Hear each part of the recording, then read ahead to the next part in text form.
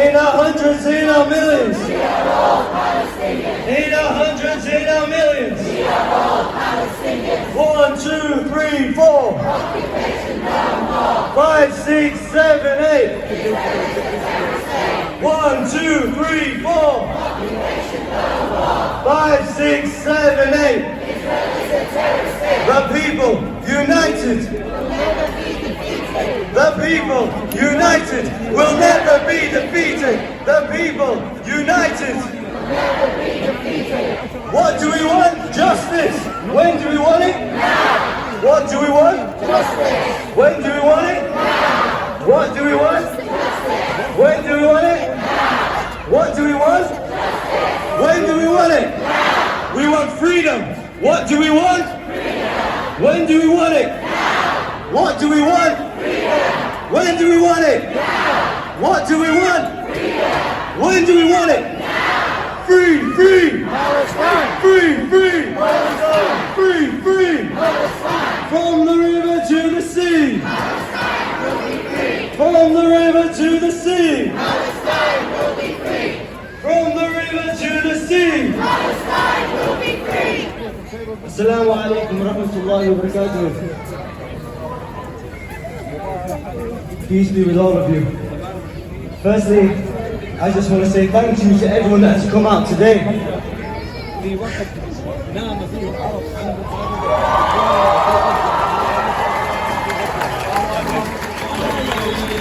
Without a few speakers with us today, and I would just like to invite them all to the front to me, so that I can organise all the speakers and get through all of you before we start the inauguration for around 2 o'clock. I'm going to hand over to Shane first. Shane, can you please come and introduce yourself?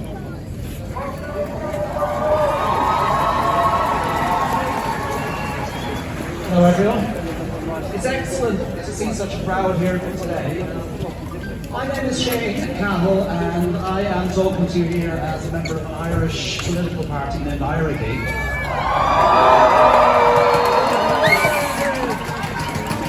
We are a Republican party and like all Irish Republicans we believe in a free and independent Ireland.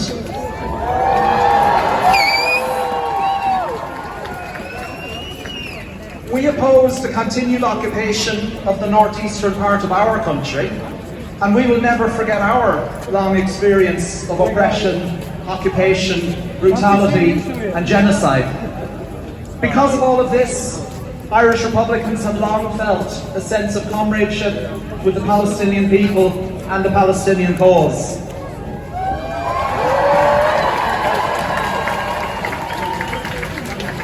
We feel that you, the Palestinian people, are our brothers and sisters.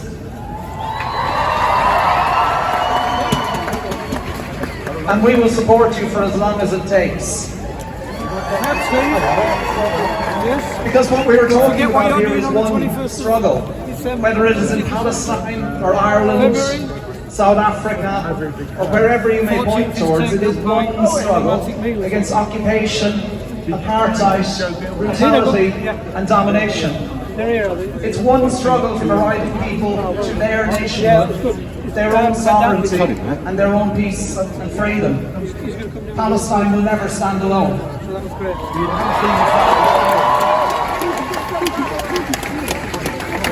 And we must support Palestine now by joining our voices to the calls for an immediate end to Israel's latest campaign of ethnic cleansing. It is a slaughter. What is happening in Gaza is not a defense, it is wholesale murder. It is the slaughter of defenseless innocents. Recently, people have spoken of Palestinian parents writing their children's names on them so that they might be identified after an airstrike. As a parent, the horror of that image struck me so forcefully. There must be an immediate end to this slaughter. But we cannot settle at just calling for an end to this current phase of a decades-long campaign of murder. It alone is not enough. A great Irish patriot named Patrick Pearse, speaking in 1915, said, "Ireland unfree shall never be at peace. Palestine unfree shall never be at peace.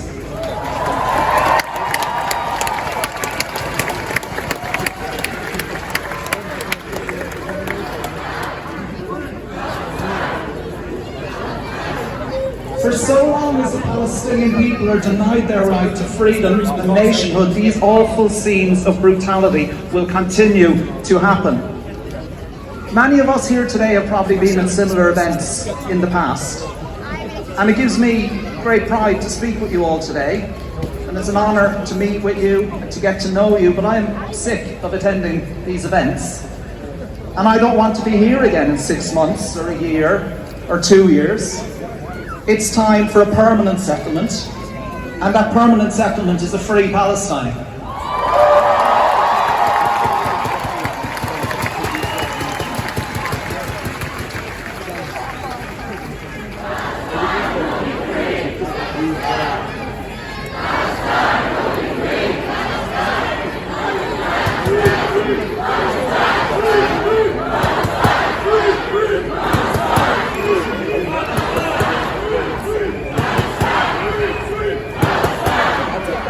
And what can we do? It's easy to feel like a powerless bystander, but we have power.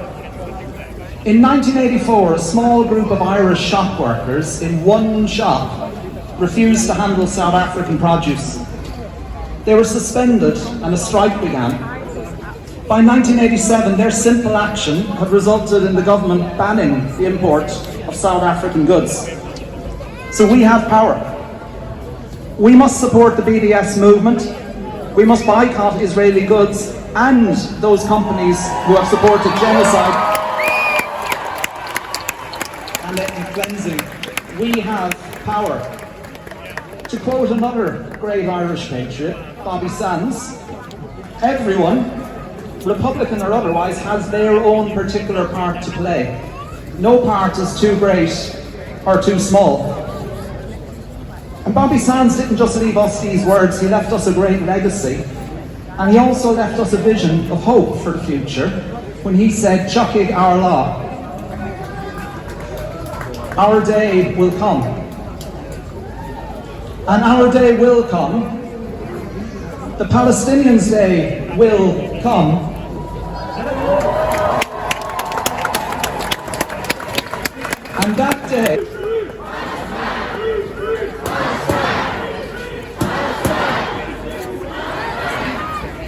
And that day will be the day when from the river to the sea, Palestine will be free. free, free, Palestine. free, free. Palestine. Thank you.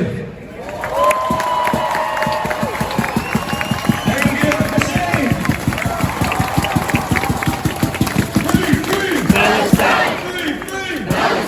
From the river to the sea. Palestine will be free. From the river to the sea. Palestine will be free.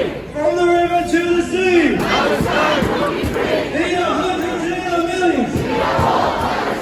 In our hundreds and in our millions. In our hundreds and in our millions.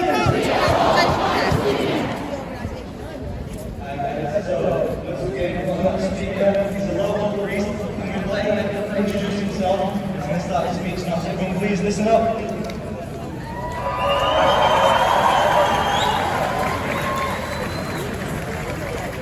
Lovely folks, thank you for having me this afternoon. It's a privilege to be here. Can I ask, please will you give me a massive boo? The NHS workforce is very independent.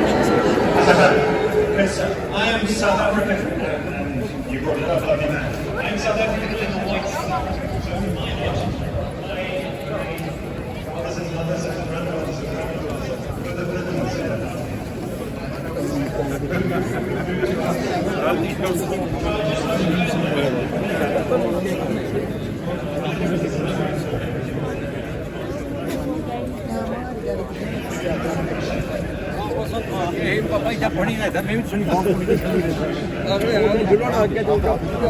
Thank you.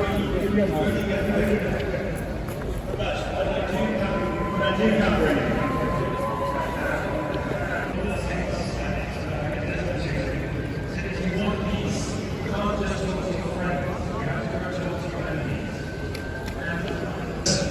we ditched the 3 wise men and we invited 3 wise women to speak to us.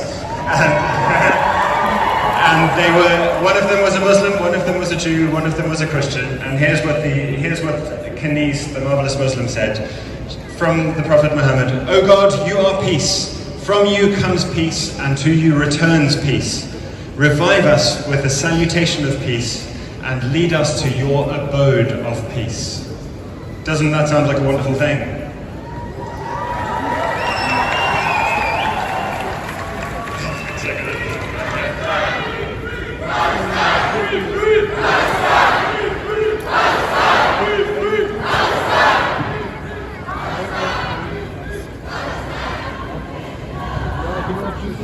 And lovely friends, I've been lucky enough, fortunate enough, blessed enough to go to Bethlehem, to be bossed around by an Israeli teenager with a machine gun, and to be treated like cattle, along with all of the Palestinian folks trying to get through the checkpoint.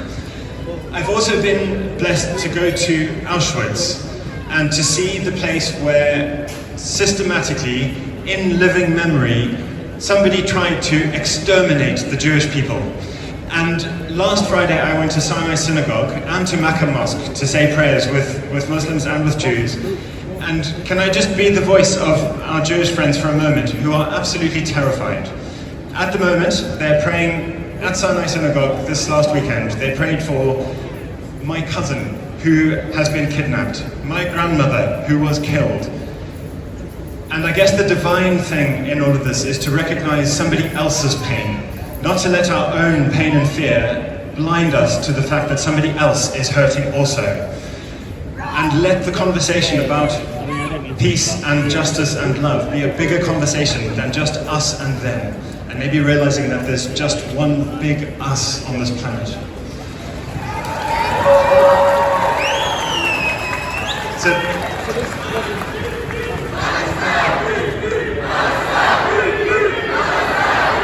Last one. So lovely folks, thank you for being really gracious and kind. Please can I end with these beautiful words, which are the Jewish prayer that we had with us that day in church. And it's a hope for the future, and every one of us will be able to say Amen and Amen to this. How's this for the future? And then all that has divided us will unite. And then compassion will be wedded to power. And then softness will come to a world that is harsh and unkind. And then both men and women will be gentle, and then both women and men will be strong. And then no person will be subject to another's will. And then all will be rich and free and varied. And then the greed of some will give way to the needs of many. And then all will care for the sick and the weak and the old. And then all will nourish the young. And then all will cherish life's creatures. And then all will live in harmony with one another and with all the earth. Can I get a big amen to that? Bless you, lovely folks.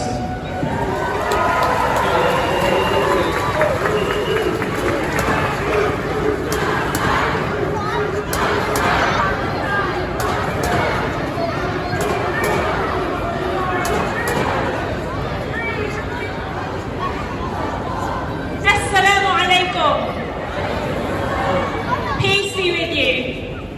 My name is Maryam Al-Jolbe. I am a Palestinian from Jerusalem.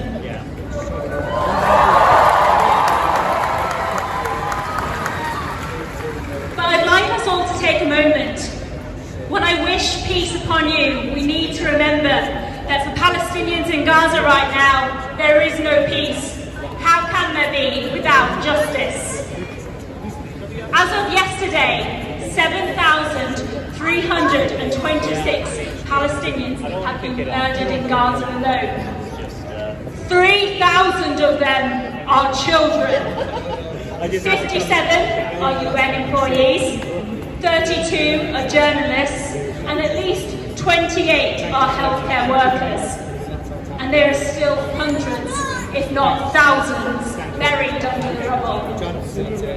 Not only are Palestinians in Gaza trying to survive a genocide, the world is now asking us to convince you that there is one, forcing us to display our dead children to the world to prove our suffering is amongst the most dehumanizing aspect of it all.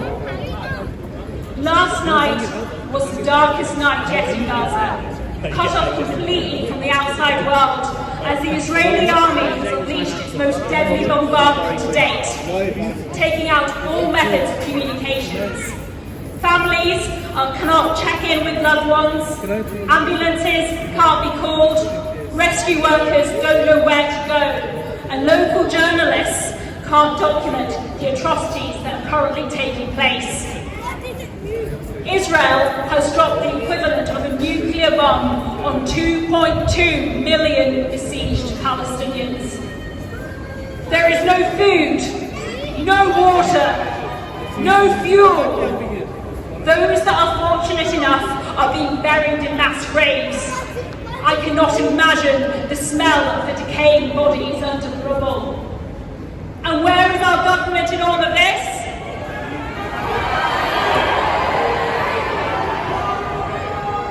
We must demand a ceasefire now, an end to this massacre and to these war crimes.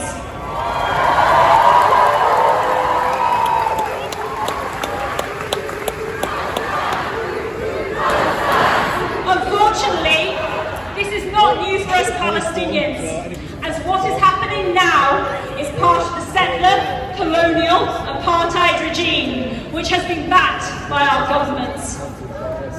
What is happening now is not complicated. It is not a conflict. It is a result of 75 years of oppression, of ethnic cleansing. Right now, Palestinians in the West Bank are also being slaughtered, arrested and displaced.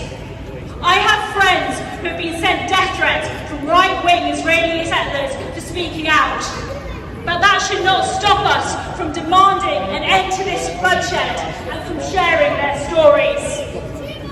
Because in the midst of this all, we must not forget that these are real people, people with names, with hopes and with dreams. I would like to read you the last messages that we received from our family friends in Gaza yesterday before the blackout. The first one is from Merjina, who lives in Khan Yunis.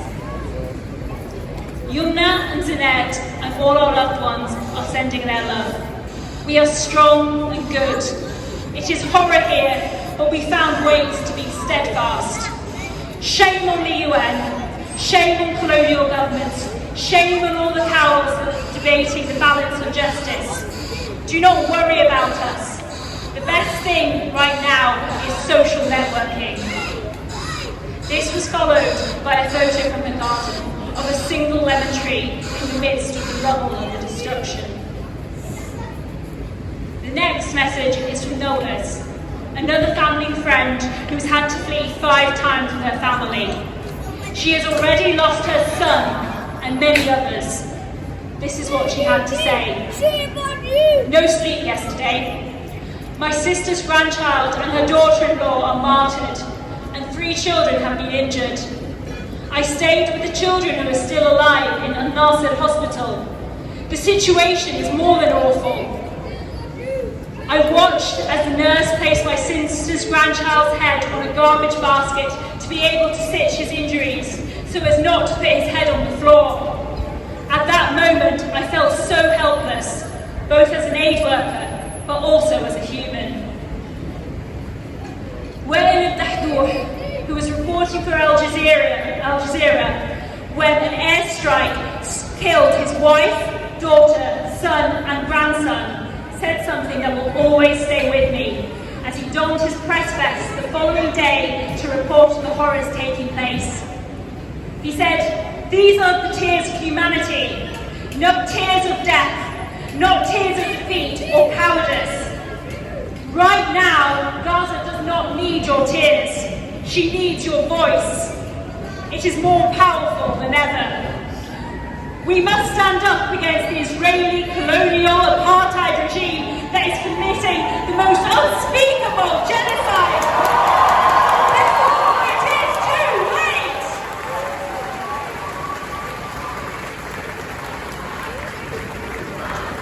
Don't stop talking about Gaza, about Palestine. Keep on coming to these demonstrations. Keep on boycotting the companies and organisations that are complicit in all of this. I cannot imagine what it must be like to be a child in Gaza, what it must be like to be a mother in Gaza, what it must be like to be a father in Gaza. I cannot imagine what it must be like to be a doctor in Gaza, to be a journalist in Gaza. I cannot imagine what it must be to be Gaza.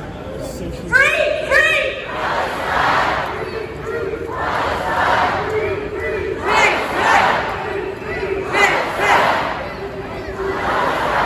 Assalamu alaikum!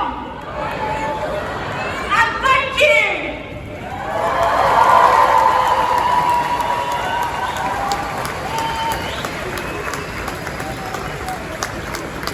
Guys, before I call the next speaker, can I ask everybody that's on these stairs and to the right to move further down towards Millennium Square? Because we've got all this space booked out and we're blocking the entrance here. So let's everyone please move across towards Millennium Square. There's plenty of space for everybody.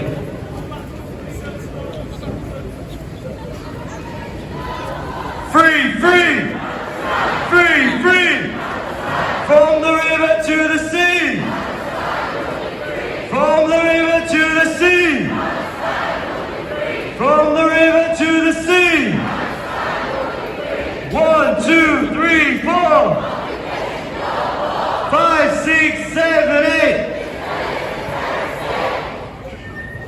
Assalamu alaikum wa rahmatullah.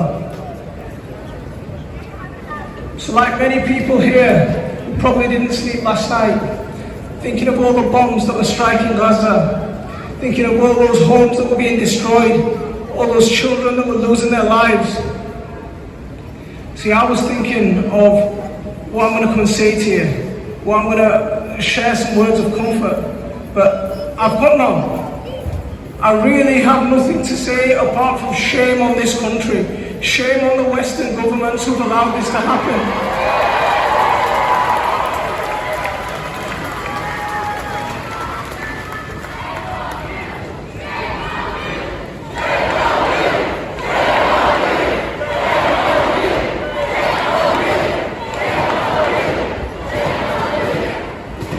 We read in the history books about how the Native Americans were genocided.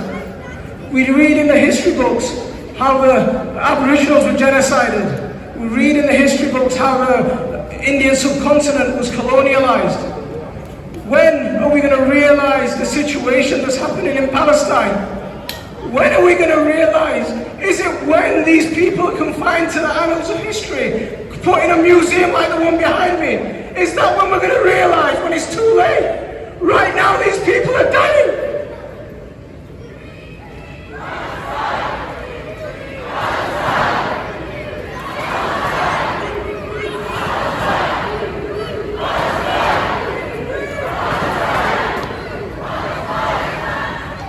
Our government has blood on its hands. Rishi Sunak has blood on his hands. Keir Starmer has blood on his hands.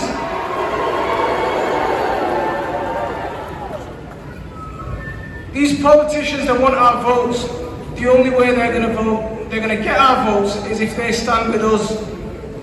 If they leave their party allegiances and stand with us.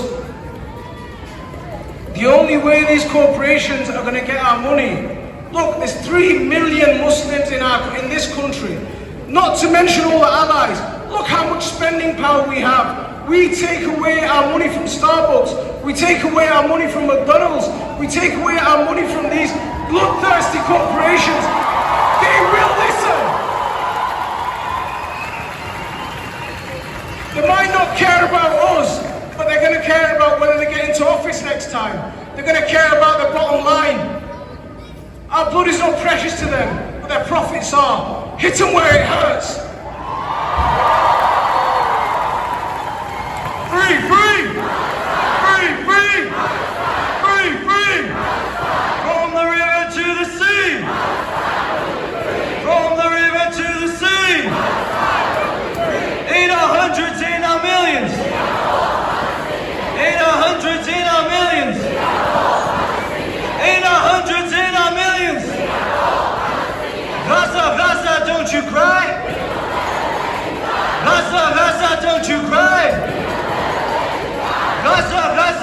you cry. 1, 2, 3, 4, 5, 6, 7, 8. 1, 2, 3, 4, 5, 6, 7, 8.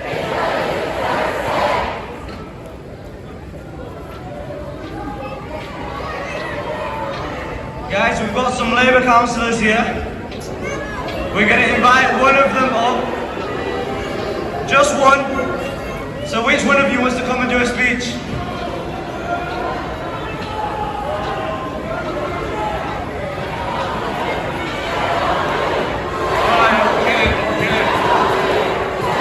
Thank you. Hold on, thank you to my colleagues for putting me on the forefront, and I'm big enough and brave enough to take this challenge and speak my mind. Assalamu alaikum and good afternoon, everyone. First of all, I'm grateful to the organisers, Sister Fazila Lunad and her team, and all the people who have organised, and all the people especially who have come here to support humanity and support Palestine issue and what's going on. I was here last week and I was here a week before, and I was stood up against all the genocides in my living memory when I was able to move about with my own choice, and I will continue to do that. But let me tell you, ladies and gentlemen, I went to Palestine about 6 years ago with my British passport. At Tel Aviv airport, I was made to sit down for 6 hours without water and anything, just being interrogated. And what about poor Palestinians whose land has been stolen, and there's 700 checkpoints, and they have no access to any facilities, and they have to beg for that. Let me finish. You wanna give the platform? No, hear me out first. Don't be silly. Do you want me to give the platform to another fascist? Tell me, do you want me to give the platform to another fascist? Brother, listen to me. If you've got no courage to listen to me, then walk away. Or if you don't want to listen to me, they should listen. No. This is.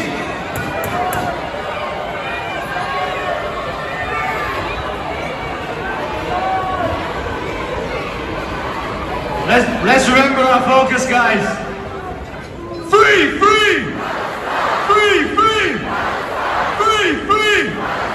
From the river to the sea! From the river to the sea!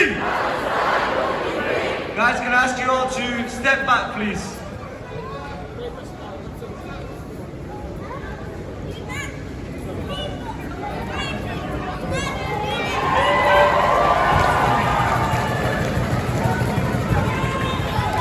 Free!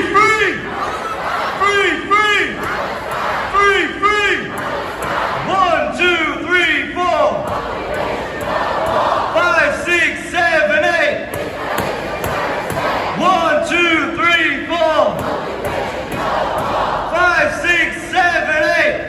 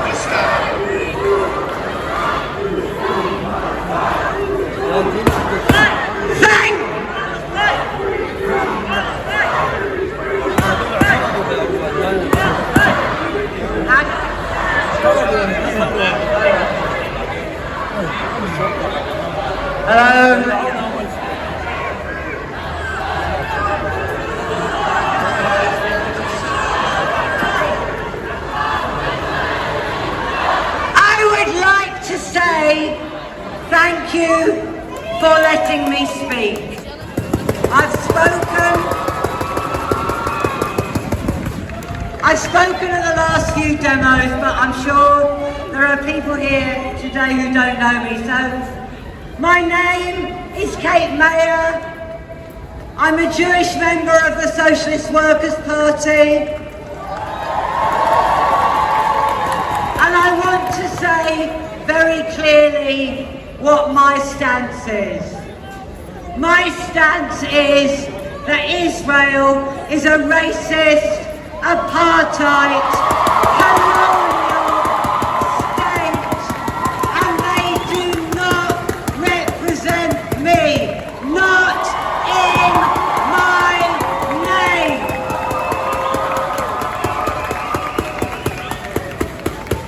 My father and grandmother were refugees from the Holocaust, the only two to survive from the Romanian family. And they taught me all through my life that never again means never again for anyone.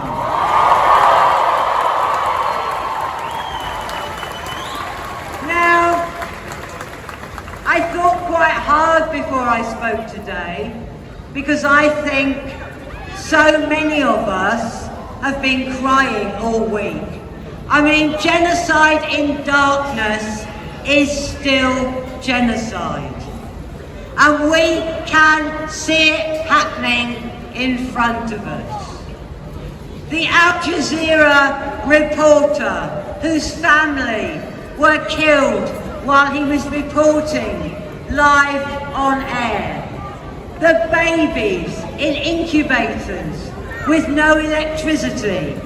The 50,000 pregnant women who have nowhere to go in Gaza. It can feel all too much. But I think it's good that we're crying. It shows our humanitarianism. Because despite this disgusting government and Starmer and others want you to think, this is not a religious war. It's not. It's a humanitarian war.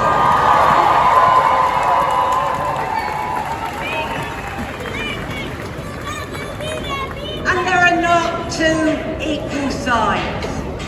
One side is the oppressor, and that is the state of Israel, armed to the teeth by ours and the US government. It couldn't survive without that money from the US. That's what imperialism does.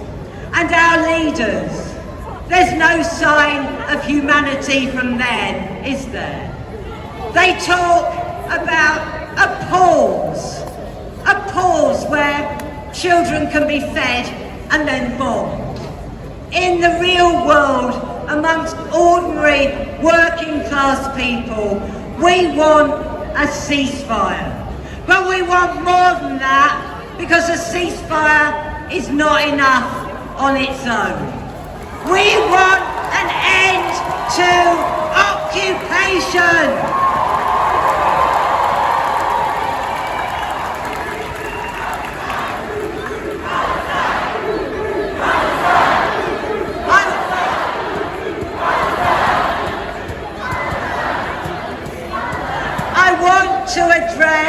I want to address some of the things that Labour Party people have said, where they talk about Israel has the right to defend itself.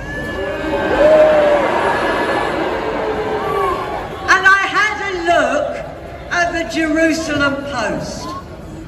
And for people who don't know, before houses are bombed, the IDF ring people up and they say, "How are you? Is everything okay?" This is the Israeli military. We need to bomb your home now. In what world is that any sort of humanity? In what world is that defense fooling yourself. Israel is an armed military state that could not exist without Western imperialism.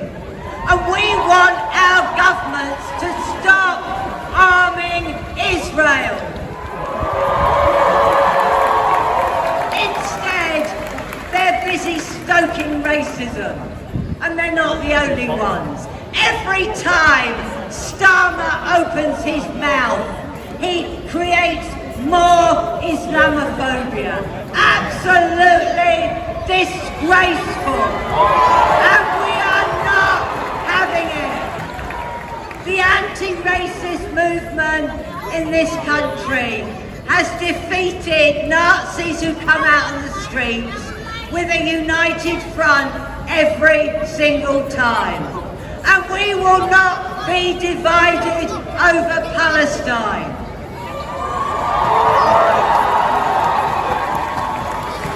There is a danger when you watch what's coming out of Gaza of feeling helpless.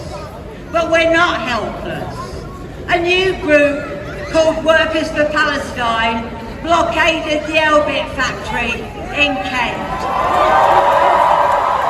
Celtic were told not to fly Palestinian flags. They not only flew the flag, they sang for Palestine all through the game. You can play your part and we must be visible. You can play your part and we must be visible. Everybody has a role to play. My children, I've got 4 children and they're all grown up now, all walked out for Palestine over the years. They went to Allerton Grange. You can organise walkouts in your schools, your universities, in your workplace. And if you're not confident to do that, boycott. Boycott, divestment and sanctions because it's effective. I'll end with a poem, a bit of a poem from Maya Angelou, because I think it applies to Gaza. And she said, "You may write me down in history with your bitter, twisted lies. You may trod me in the very dirt, but still, like dust, I'll rise." Victory to the Palestinian resistance!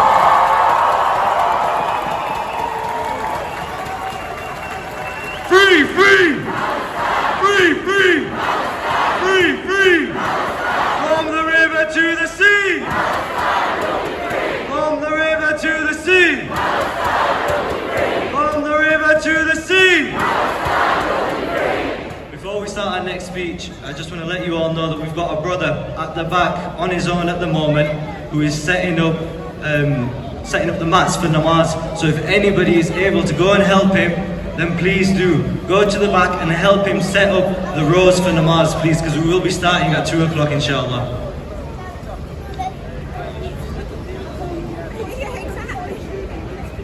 Assalamu alaikum wa rahmatullahi wa barakatuh.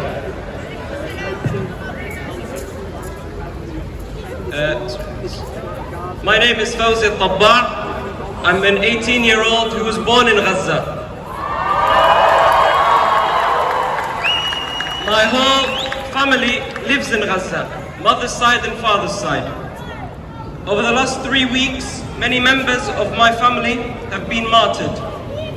They are included but not limited to my mother's cousins, 2 brothers martyred outside their home.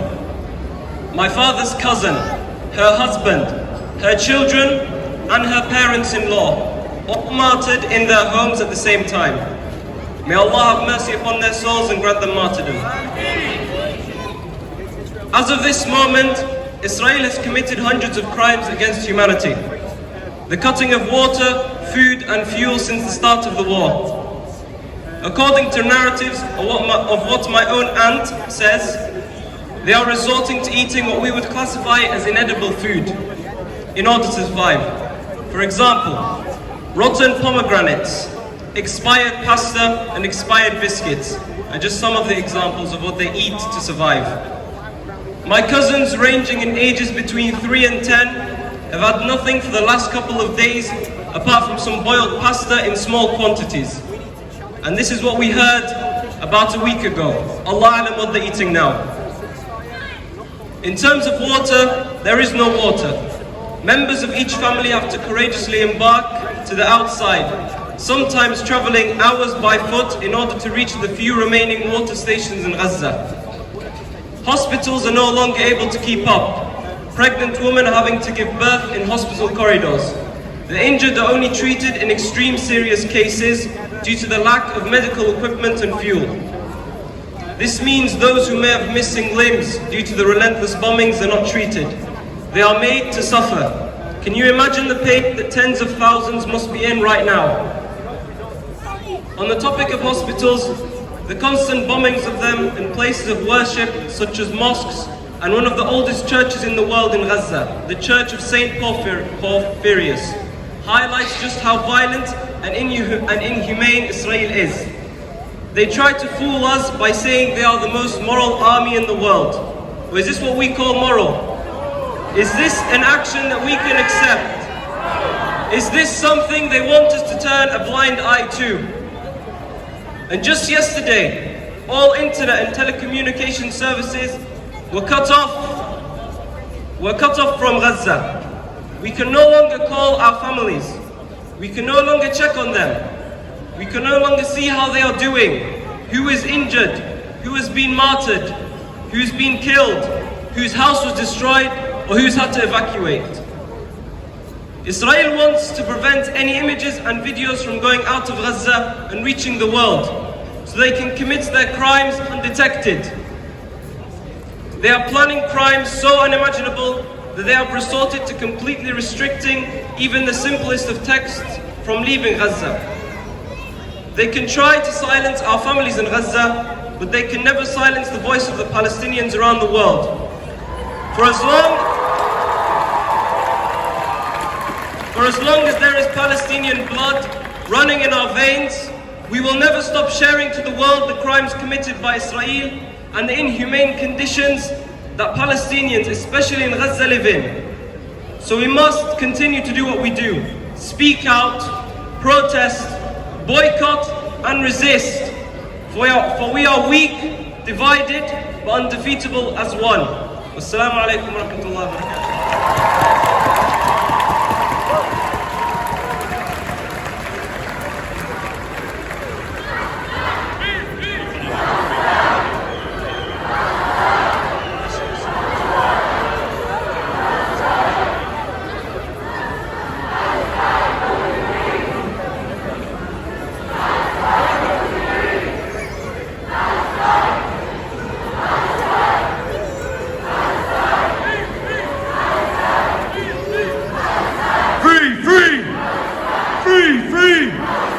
From the river to the sea. From the river to the sea. 1, 2, 3, 4. 5, 6, 7, 8. 1, 2, 3, 4. 5, 6, 7, 8. Guys, I can't see from here.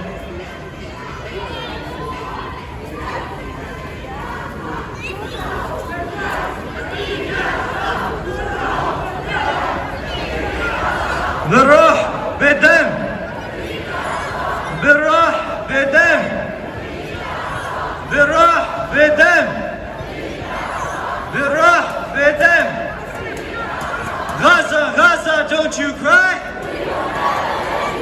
Gaza, Gaza, don't you cry. Gaza, Gaza, don't you cry.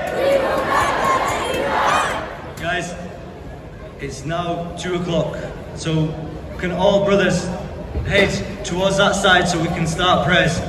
The azan will be called and we will all pray in congregation, and once the mass is complete we will make dua together, and that's when we will all disperse. Okay?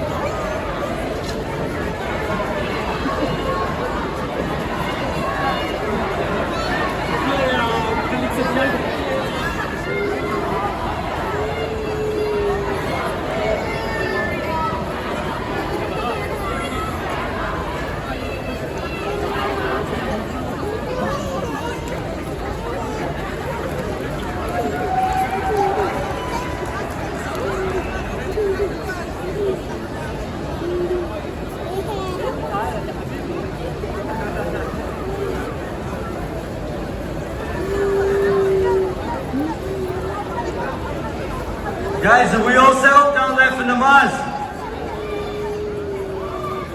Say yes if we're set up.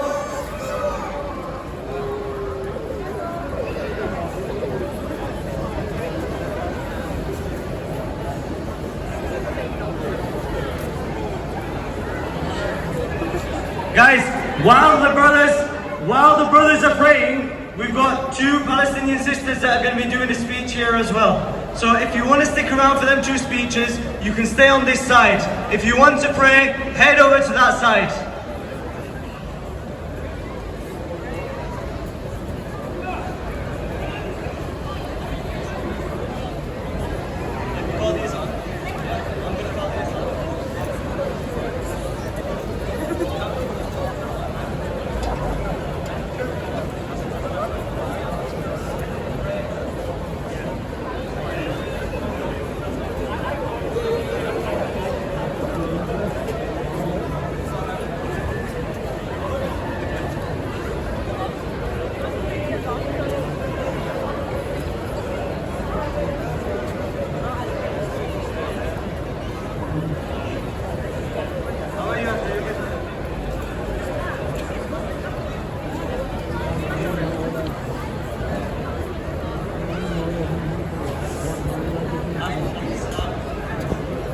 Within themselves. We need to remember this verse, and we need to remember that our individual actions affect the community, affect the ummah. Now we can make as much dua as we want in the hopes that it's accepted, but we need to know that Allah accepts du'as from the pious. So why are we not actively striving to be of the pious? Why are we raising our hands to God but not fearing Him? Having no shame over our sins, and no intention to leave sins behind. So remember, we must put in effort and sacrifice to change what is within ourselves, so that we open wide that door for Allah's answer to our du'as. Because du'a coming from the heart of a true believer will move mountains.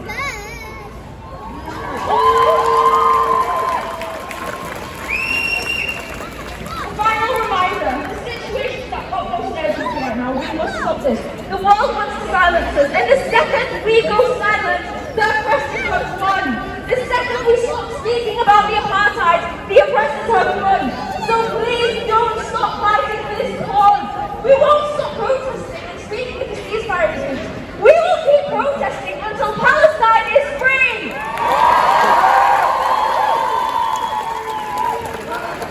Free, free! Palestine! Free, free! Palestine! Free, free! Palestine! Free, free! Palestine! Free, free! Palestine!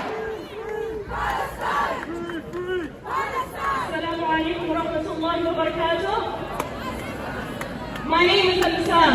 I'm a 17-year-old Palestinian girl, originally from Gaza City. My entire extended family is currently experiencing the horrific oppression imposed by the occupied Israel. My family was forced to evacuate from their homes in the north of Gaza Strip to the south after their homes and houses were annihilated by the bomb. Firstly, to understand this oppression, it's important to dwell into the history of this occupation, which began 75 years ago. I would encourage everyone to conduct their own history, their own research, on this matter. Now, I'm going to prove to you how the Palestinian land has always existed and how the Zionists invaded the land over the years. In 1799, Napoleon offered Palestine as a homeland to the Jews, acknowledging the land's original ownership. In 1882, Richard Zion, a major Zionist settlement, was established in Palestine, indicating early Zionist interest. In 1885, the term Zionism was first created. In 1907, Zionist leader Chaim Weizmann visited Palestine for the first time. In the 1916, the Sykes-Picot Secret Agreement is signed, dividing the Middle East between the French and the British. In 1917, the Balfour Declaration is created, which promises a Jewish national home on Arab land. In 1922, the League of Nations approved the British mandate for Palestine, aiming to establish a Jewish national home. In 1938, an armed Zionist group, Irgun, launches a series of attacks against Palestinians. In 1947, the UN adopted Resolution 181, proposing the partition of Palestine. Obviously, the Palestinians rejected it. In 1948, which is called the Nakba, also known as the catastrophe, in January, an armed Zionist group, Haganah, bombed the Sunni Army's hotel in Jerusalem, killing more than 20 people. In February, Zionist forces attacked a village of Tasaviyah near Haifa, which is an early example of ethnic cleansing. In April, Sen gang and Arabian forces massacred Palestinians in the village of Deir Yassin near Jerusalem. In May, the state of Israel is created, sparking regional conflict. The US and Soviet Union recognized Israel immediately. In 1967, it's called the Nakba, which is known as the relapse. And the UN Security Council passes the resolution 242, calling on Israel to withdraw from the territories it occupied. But Israel occupied the rest of historic Palestine, including the Gaza Strip and the West Bank, as well as the Syrian Golan Heights on the Egyptian Sinai. In 1976, Israel confiscates thousands of hectares of land for Palestinian citizens. Mass protests organized in response was brutally put down. Now Lam Day is commemorated every year. In 1987, the first Intifada is launched in the occupied Palestinian territory. In 2002, Israel reoccupied Palestinian cities in the West Bank in the wake of the second Intifada. In 2005, Israel conducted disengagement from Gaza. In 2008, Israel attacks the Gaza Strip for what it calls the Operation Cascade. In 2012, Israel attacked Gaza once more in what it calls the Operation Pillar of Defense. In 2014, Israel launches the biggest assault on Gaza since 1967, also known as the Operation Protective Edge. So as you can see, the occupation didn't start on the 7th of October 2023. It started way before 1920, Palestine was far from an empty land. More than 50% of Palestinian youth were literate, a remarkable achievement on a global scale. Education is still thriving with a diverse array of schools, including national government schools, constitutional schools, and international schools. The region boasts significant educators and teachers around the Arab world. These educators and institutions had a hand in building infrastructure not only in Haifa, but also in various Palestinian cities. Palestine is a thriving hub of learning, innovation, and culture. The myth that Palestine was an empty land has been propagated for centuries. Even Theodore Herzl, a prominent figure in the Zionist movement, once claimed that Palestine had no people. But the truth is different. Palestine is brimming with active, productive, intelligent, and creative people who have built their own country. They established institutions in cities like Yafa, Akka, Sofed, Obariya, Nasra, Al-Quds, and many others. These institutions are meticulously calculated to serve the interests of the Zionist movement, which in 1948 forcibly expelled Palestinians and settled Jewish immigrants in their homes, schools, and buildings. The events of 1948 are too brutal to be fully comprehended. Only 30 Palestinian families remained in Gaza after the massive ethnic cleansing. The Zionists forced the Palestinian people out of their homes, seized their homes, farms, businesses, and even their cemeteries, mosques, and churches. It's not just theft, it's legalized theft. Israel remains the only country in the world that refuses to allow those displaced to return to their homes. Even if they're only 1 kilometer away from their homes, they're not allowed to return. For example, some of the residents in Safariya, which is a village near Nasra, they fled the bombardment and armed operations and went to Nasra. That's a basic human right to seek shelter when needed. But till this day, they can't return back to their homes. In conclusion, the historical facts reveal that Palestine was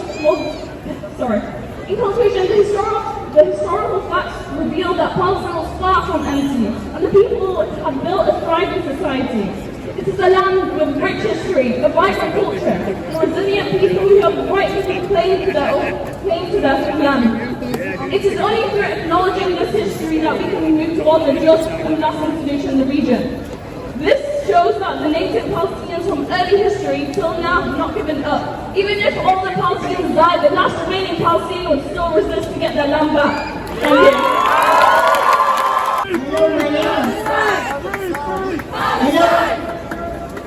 Hello, my name is Lawrence, and I'm from Palestine. I'd like to say a speech about Israel.